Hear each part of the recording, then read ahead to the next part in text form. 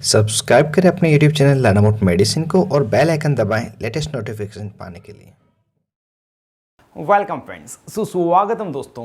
आज के इस वीडियो में हम एक ऐसे एंटीबायोटिक कैप्सूल के बारे में जानेंगे जिसका प्रयोग स्किन से जुड़ी हुई बीमारियों तथा महिलाओं में होने वाली बीमारियों को ठीक करने के लिए तो लिया ही जाता है, लेकिन इसके अलावा कई अन्य प्रकार की बीमारियों को ठीक करने के लिए भी इस कैप्सूल का प्रयोग लिया जाता है।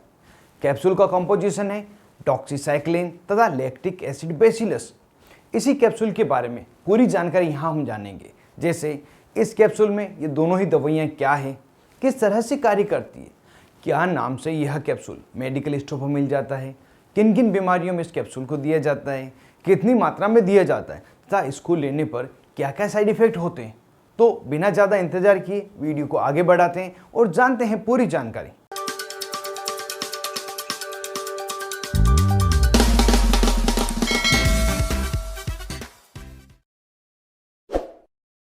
हेलो फ्रेंड्स, नमस्ते दोस्तों।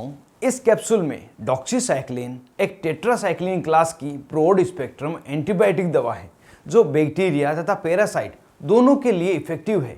यह एक बैक्टीरियोस्टेटिक दवा है जो बैक्टीरिया में प्रोटीन के बनने को रोकता है और जो प्रोटीन बैक्टीरिया की ग्रोथ के लिए आवश्यक है। जब ये प्रोटीन नहीं बनेगा तो बैक्टीरिया धीरे धीरे ही खत्म हो जाएगा। इस कैप्सूल में जो लैक्टिक एसिड बेसिलस है एक प्रकार की माइक्रो ऑर्गेनिज्म है जो हमारे इंटेस्टाइन में गुड बैक्टीरिया को रीस्टोर करने में मदद करता है, जो बैक्टीरियल इन्फेक्शन होने के कारण तथा एंटीबायोटिक दवा लेने के कारण खत्म हो जाते हैं। इस तरह से दोनों ही दवाइयाँ मिलकर इन्फेक्शन को ठीक करने का कार्य करती है। इस कैप्सूल में डॉक्सीसाइक्लिन के साथ लैक्टिक एसिड बेसिलस क्यों मिलाया गया है? तो यहाँ जो डॉक्सीसाइक्लिन है यह भी एक हायर एंटीबायोटिक है, जिस कारण से इंटेस्टाइन में गुड बैक्टीरिया खत्म होने की संभावना होती है। तो गुड बैक्टीरिया को रीस्टोर करने के लिए डॉक्सीसाइक्लिन के साथ में लैक्टिक एसिड बेसिलस मिलाया गया है और इसी कारण से यह कैप्सूल सिंगल डॉक्सीसाइक्लिन से ज़्यादा सुरक्षित है। इस कैप्सूल में डॉक्सीसाइक्लिन 100 मिलीग्राम तथा lactic acid bacillus 5 billion sports में मिलाया जाता है। किन किन बीमारियों में इस कैप्सूल का प्रयोग लिया जाता है? तो जैसा कि यह एक ब्रॉड स्पेक्ट्रम एंटीबायोटिक दवा है तो लगभग सभी प्रकार के बैक्टीरियल इन्फेक्शन, जिसमें ग्राम पॉजिटिव ग्राम नेगेटिव दोनों ही प्रकार के इन्फेक्शन तथा पैरासाइटिक इन्फेक्शन सभी शामिल है। इन सभी को ठीक करने के लिए इसका प्रयोग लिया जाता है। लेकिन ज़्यादातर जिन बीमारियों में इसका प्रयोग लिया जाता है उन्हें हम यहाँ पे जान लेते हैं। बीमारियाँ जैसे कि एक्ने, जिन्हें हम कील मुहासे भी कहते हैं। इन एक्ने में जब पस भरी हो तथा इनके चारों ओर सूजन आ रही हो, एक्ने को छूने पर भी दर्द हो रहा हो, तो यह कैप्सूल उस समय दिया जाता है। स्किन इन्फेक्शन या सॉफ्ट टिश्यू इन्फेक्शन, यह वह स्थिति है जिसमें व्यक्ति को स्किन पर इन्फेक्शन होने के कारण सूजन आ जाती है, रेडनेस हो जाता है, दर्द भी रहता है और कई बार हाइव्स तथा बम्प्स हो जाते हैं। नेक्स्ट है बैक्टीरियल न्यूमोनिया। यह फेफड़े से जुड़ी हुई बीमारी है जिसमें फेफड़ों में इन्फेक्शन हो जाने के कारण कई बार फेफड़ों में पानी भर जाता है, फेफड़ों में दर्द होता है, सांस लेने में समस्या होती है, व्यक्ति को तेज़ बुखार आता है तथा शारीरिक कमजोरी होना, यह सभी स्थितियाँ होती है। नेक्स्ट है यूटीआई इन्फेक्शन, जिसे हम यूरिनरी ट्रैक्ट का इन्फेक्शन भी कहते हैं।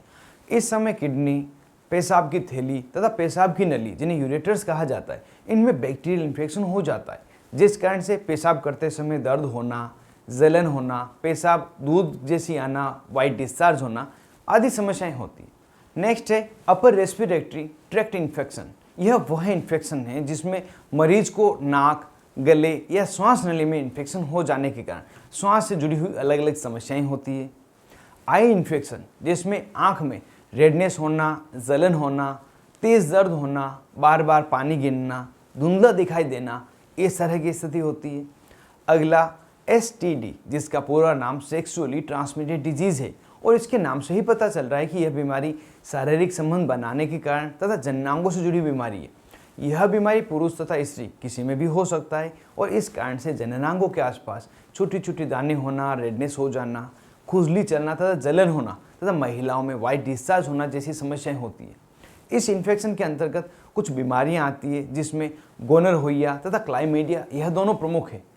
इन सभी बीमारियों को ठीक करने के लिए यह कैप्सूल डॉक्टर द्वारा एडवाइज किया ही जाता है और सिर्फ इन्हीं बीमारियों को ठीक करने के लिए इसका प्रयोग नहीं लिया जाता।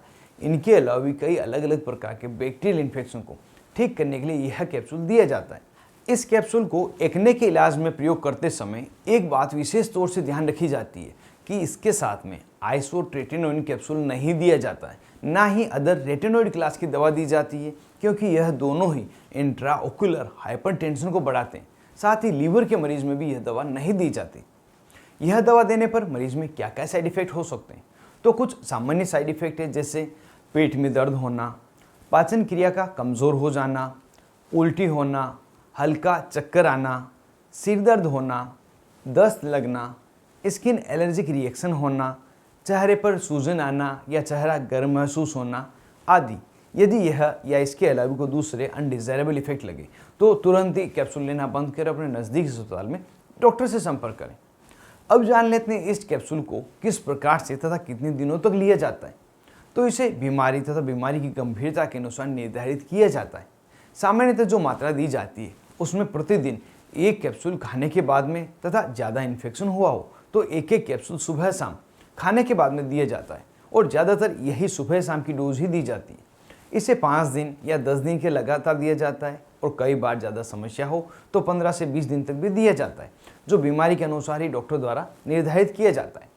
इस कैप्सूल को गर्भवती महिला, दूध पिलाने वाली माता, लीवर के मरीज़, किडनी डिजीज़ के मरीज़ तथा बच्चे, इन सब में नहीं दिया जाता है। इनमें यह कॉन्ट्रा इंडिकेटेड है। कुछ दवाइयाँ ऐसी हैं जिनके साथ में इस कैप्सूल का प्रयोग नहीं लिया जा सकता है। उसमें वारफरिन, रिफाम्पिसिन, कार्बामाजेपिन, फिनाइनटोइन, साइक्लोस्पोरिन तथा मिथोट्रेक्सेट आदि दवाइयाँ हैं। अगर इनके साथ इस कैप्सूल को लिया जाए तो यह कैप्सूल या सामने वाली दवा, इन दोनों में से एक का असर कम या ज़्यादा हो जाता है, मतलब आपको डिज़ायर इफेक्ट नहीं मिलता। अगर इनमें से कोई भी दवा आपको चल रही है तो उसके बारे में अपने डॉक्टर को ज़रूर से बताएं। तो इस तरह से हमने इस कैप्सूल के बारे में पूरी जानकारी जान ली है, जो एक ब्रॉड स्पेक्ट्रम एंटीबायोटिक कैप्सूल है तथा ग्राम पॉजिटिव और ग्राम नेगेटिव के साथ में परजीवी के कारण होने वाले इन्फेक्शन को ठीक करने में ये सक्षम है। आज के इस वीडियो में बस इतना ही। मिलते हैं किसी नए वीडियो में नई दवा नए टॉपिक के साथ में। तब तक के लिए स्वस्थ रहें और मस्त रहें।